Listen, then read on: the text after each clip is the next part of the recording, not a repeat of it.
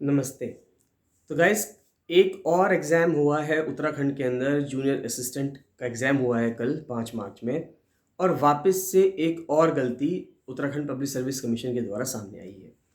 यानी कि अगर हम पिछले कुछ दिनों से और पिछले कुछ सालों से देखें, तो ये एक छोटी-सी मन की बात है जो मैं आपसे शेयर करना चाह रहा हूँ। बहुत दिनों से सोच रहा था शेयर करूँ, लेकिन अब फाइनली जब कल एग्ज़ाम हुआ एक और लग रहा था कि इतने बवाल के बाद, इतने प्रोटेस्ट के बाद, स्टूडेंट्स ने इतना प्रोटेस्ट किया, तो उसके बाद जब यूकेपीएससी अब नए अवतार में अपने एग्ज़ाम लेगा, तो उम्मीद करी जा रहा था, मैं भी उम्मीद कर रहा था पर्सनली, कि अब हो सकता है कि यूकेपीएससी अच्छे से एग्ज़ाम लेगा। यानी कि दिक्कतें नहीं आएँगी, कोई भी उसमें मिस्टेक नहीं होगी। लेकिन जब यूकेपीएससी ने कल एग्ज़ाम लिया और उसके बाद फिर कल शाम तक उन्होंने वापस से एक और उसमें नोटिफ़िकेशन दिया कि सभी सेट्स जो थे वो सेम थे, और ये चीज़ एग्ज़ाम होने के बाद पता चली है। तो ये उनका वहाँ पे वो अपने क्लैरिफ़िकेशन दे रहे हैं, जस्टिफ़िकेशन दे रहे हैं कि ये सब चीज़ें एग्ज़ाम होने के बाद पता चली।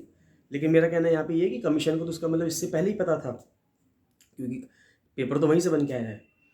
तो अब यहाँ पे मैं आपसे ये कहना चाहूँगा कि इतना टाइम हो गया है यूकेपीएससी। अब देखिए, समझने वाली बात ये है, एक छोटी-सी बात है, पब्लिक सर्विस कमीशन बनते क्यों हैं? इनकी नीड क्या है? आप समझेंगे कि आर्टिकल 315, आर्टिकल 315 कॉन्स्टिट्यूशन में लिखा हुआ है कि हर स्टेट में एक पीएससी होगा या यूपीएससी होगा, और उसके बाद जो है एक जॉइंट पब्लिक सर्विस कमीशन भी हो सकता है। यानी कि अगर हम इस टाइम पे देखें, इस टाइम पे यूकेपीएससी, जो भारत में 28 राज्य हैं, वैसे तो जम्मू कश्मीर यूनियन टेरिटरी में भी उनका पब्लिक सर्विस कमीशन है।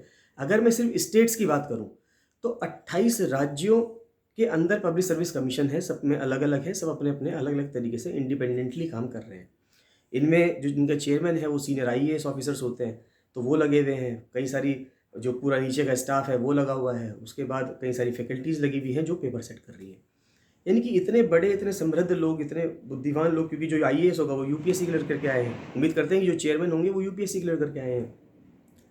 तो इतने माइंडफुल लोग होने के बाद, इतने इंटेलिजेंट लोग होने के बाद भी अगर मिस्टेक्स हो रही हैं, तो इसका मतलब क्या है? या तो वे अपना काम ठीक से नहीं कर रहे हैं। आप समझिए कि मतलब मेरे अंदर से बात आती है कि एक जो चाहे वो यूपीएससी की चेयरमैन हो, चाहे उत्तराखंड पब्लिक सर्विस कमीशन की चेयरमैन हो, या किसी भी आयोग के, या किसी कोई भी सरकारी पद पे बैठा हुआ जो व्यक्ति है, अब आप एक इमेजिन करिए कि आपको सैलरी कहाँ से मिल रही है। सैलरी, इनकम टैक्स से तो इतना पैसा इकट्ठा नहीं होता है कि आप लोगों की सैलरी निकल जाए। तो इनकम टैक्स तो जाता ही है, जो रिच पीपल हैं या अच्छे एफ्लुएंट लोग हैं वो देते हैं। लेकिन उसके साथ-साथ आपको ये समझना होगा कि जो एक रिक्शा वाला है या एक गरीब व्यक्ति है, जो व्यक्ति एक पार्ले जी का ₹2 का बिस्किट का पैकेट खरीद रहा है, और उसके अंदर उसे नहीं पता वो जीएसटी दे रहा है, टैक्स दे रहा है। तो वहाँ से पैसा इकट्ठा होता है। उसका मतलब भी नहीं है कोई पब्लिक सर्विस कमीशन से। उसे नहीं पता, ना तो वो एग्ज़ाम देगा अपने जीवन में। हो सकता है उसके बच्चे दे दें, या हो सकता है उसके बच्चे भी ना दें।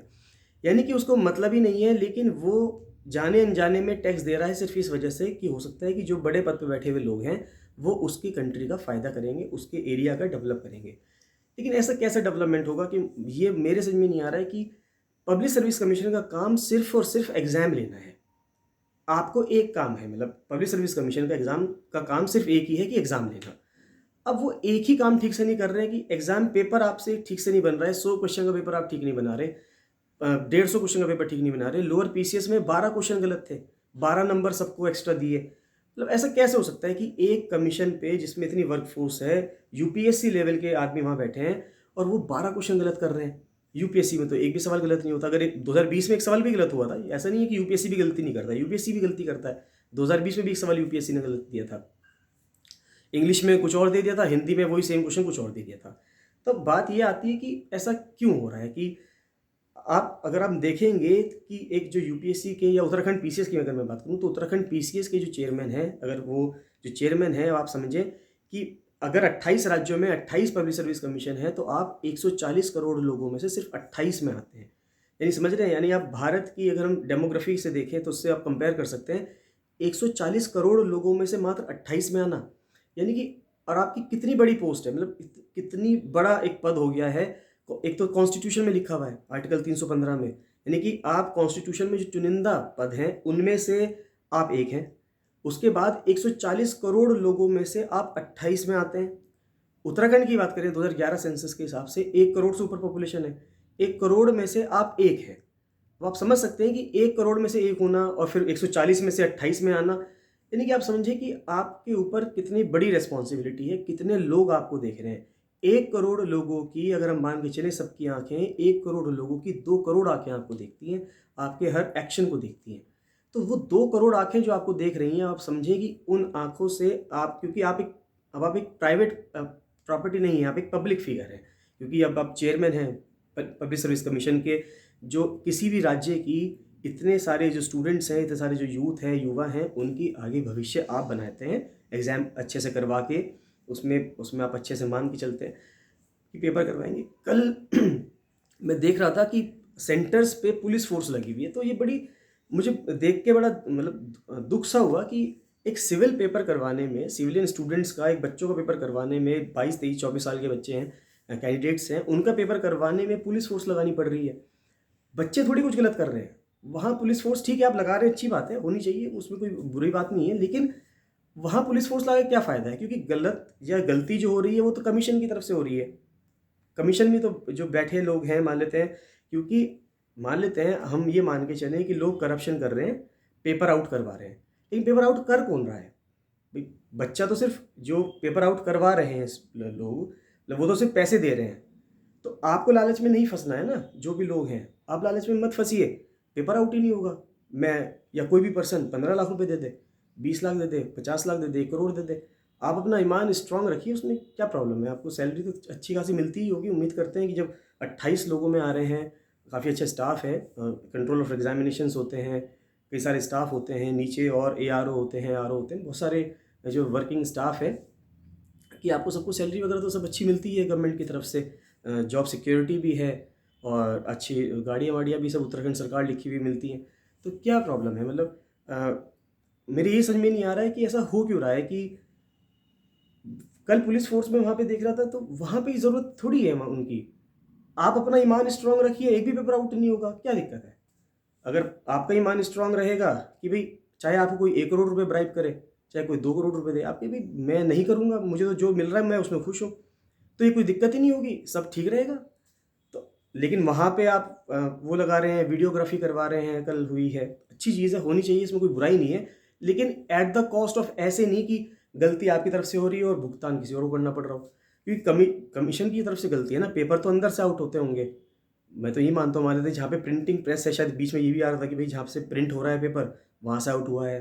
फिर कभी कहा जा रहा था कि नहीं, कमीशन के अंदर से आउट हुआ है। तो जहाँ से भी पेपर आउट हुआ है, हुआ तो उनकी तरफ से ही, मतलब आपकी तरफ से ही है, चाहे प्रिंटिंग प्रेस से हुआ हो, चाहे कमीशन की तरफ से हुआ हो। तो ऐसा क्यों कर रहे हैं? मतलब ऐसा होना नहीं चाहिए। कहने का मतलब ये है कि ये तो एक बहुत ही शर्म की बात है कि इतने बड़े पद पे, मतलब मैं इमेजिन कर रहा था कि सिर्फ 28 में आना, 140 करोड़ लोगों में से सिर्फ 28 लोगों में आना, क्योंकि चेयरमैन तो एक ही होते हैं और यूपीएससी के मेंबर होते हैं। मुझे पता है कि यूपीएससी मतलब क्लियर किए हुए होते हैं, सीनियर IAS ऑफिसर होते हैं, इतना मुझे पता था। तो अब 28 लोगों में आना, तो मैं खुद इमेजिन कर रहा था कि अपना में बहुत ही गर्व की बात है। मतलब अगर कोई आए तो वो व्यक्ति चाहेगा कि वो अपने पद की गरिमा बना के रखे, कि वो चाहेगा कि उस पोस्ट की एक वैल्यू रहे कि भाई वो सिर्फ 28 में बैठ रहे 140 करोड़ लोगों की। तो ये अपना में बहुत बड़ी बात है। और हम तो एक ऐसी कंट्री है, अब देखिए, अगर हम जो स्टूडेंट्स एग्जाम दे रहे हैं वे लोग हिस्ट्री पढ़ते हैं, हिस्ट्री में वो एक तरफ पढ़ते हैं कि महात्मा गांधी ने क्या त्याग किया। महात्मा गांधी ने अपने कपड़े इसलिए छोड़ दिए, ऊपर की धोती इसलिए छोड़ दी, क्योंकि भारत में उस समय एक महिला, वो सिर्फ एक ही वस्त्र धारण कर सकती थी। तो जब महिला के पास कपड़ा नहीं था, तो महात्मा गांधी ने देखा कि भाई मुझे 2 वस्त्र पहनने की ज़रूरत नहीं है, ऊपर का और नीचे का। उन्होंने सिर्फ नीचे का कपड़ा पहन लिया, ऊपर का कपड़ा छोड़ दिया। मतलब उस लेवल से हम उठ के आए हैं। और अपने घर में चोरी कौन करता है? मैं हमेशा यही सोचता हूँ कि जब भी करप्शन की न्यूज़ आती है तो मैं देखता हूँ कि अपने घर में चोरी कौन करता है। Treat India as a home. Bharat को अपना घर समझे, सिर्फ अपने घर को घर ना समझ के भारत को अपना घर समझे, उत्तराखंड को अपना घर समझे। तो अगर मैं अपने घर को घर समझूंगा, तो मुझे नहीं लगता कि अपने घर में तो कोई नहीं चोरी करता, अपने घर में कौन डाका डालता है। तो करप्शन करने का मतलब तो यही हुआ कि अपने घर में चोरी कर रहे हैं। तो शायद मैं समझता हूँ कि आप लोग मेरी बात से वाकिफ़ होंगे। बाकी उम्मीद करते हैं कि शायद हो सकता है फ्यूचर में कमीशन अच्छे से एग्ज़ाम करवाए, अच्छे से अपना रवैया कुछ दिखाए, थोड़ा सा। बाकी बहुत कुछ है मन में कहने के लिए, लेकिन बस इतना ही बहुत है। नमस्ते।